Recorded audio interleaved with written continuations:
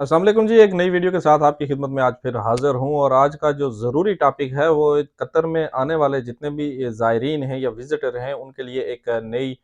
जो है गाइडलाइन या जिसको एक नई न्यूज़ है वो आप समझ लें, क्योंकि कतर की जो मिनिस्ट्री ऑफ पब्लिक हेल्थ है, उन्होंने रिसेंटली एक ऐलान किया है जिसके मुताबिक आप अगर कतर में आना चाहते हैं तो आपको इंश्योरेंस अपनी करवानी लाज़मी होगी और उसकी जो चंद एक बातें हैं वो भी आपके साथ शेयर करते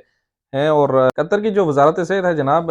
मिनिस्ट्री ऑफ पब्लिक हेल्थ, उन्होंने ऐलान किया है कि कतर में जो है हेल्थ इंश्योरेंस स्कीम के पहले मरहले पर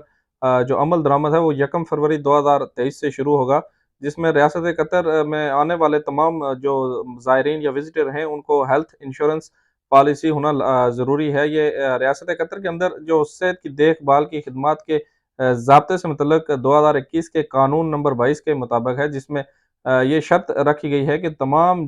जो विज़िटर हैं, उनके पास लाज़मी हेल्थ इंश्योरेंस स्कीम के तहत यहाँ पे आएँ और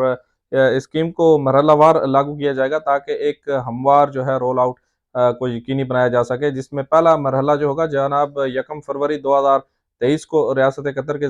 विज़िटर के साथ शुरू होगा। और वज़ारत ने स्कीम के पहले मरहले के को शुरू करने के लिए मिनिस्ट्री ऑफ पब्लिक हेल्थ के साथ जो है वो ज़रूरी इंतज़ामात किए हैं, जिसमें ज़ायरीन को रजिस्टर्ड हेल्थ इंश्योरेंस कंपनियों से हेल्थ इंश्योरेंस पॉलिसी हासिल करने के काबिल बनाना भी शामिल है। और जनाब वज़ारत ने वज़ाहत की है कि ज़ायरीन के लिए इंश्योरेंस पॉलिसी सिर्फ़ हंगामी और हादसाती खिदमत का अहाता करती है। इब्तदाई इजरा और वीज़ा की तोसी पर माहाना 50 कतरी रियाल के प्रीमियम के साथ विज़िटर हेल्थ इंश्योरेंस पॉलिसी भी हासिल कर सकते हैं और जो इज़ाफ़ी खिदमत का अहाता भी करेगी। और ऐसी पॉलिसियों के प्रीमियम इंश्योरेंस कंपनियों की कीमतों के लिहाज से मुख्तलिफ होंगे। और मिनिस्ट्री ऑफ पब्लिक हेल्थ की जो वेबसाइट है, उन्होंने निशानदाही की है कि ज़ायरीन जो होंगे वो दस्तयाब लिंक के ज़रिए ही रजिस्टर्ड इंश्योरेंस कंपनियों में से किसी एक का इंतखाब कर सकते हैं। जब विज़िटर कतर की रियासत में दाखिले के वीज़े के लिए जब दरख्वास्त देते हैं तो इनके पास हेल्थ इंश्योरेंस पॉलिसी होनी चाहिए। और जो लोग इसमें एक चीज़ नोट कर लें कि वीज़ा ऑन अराइवल पर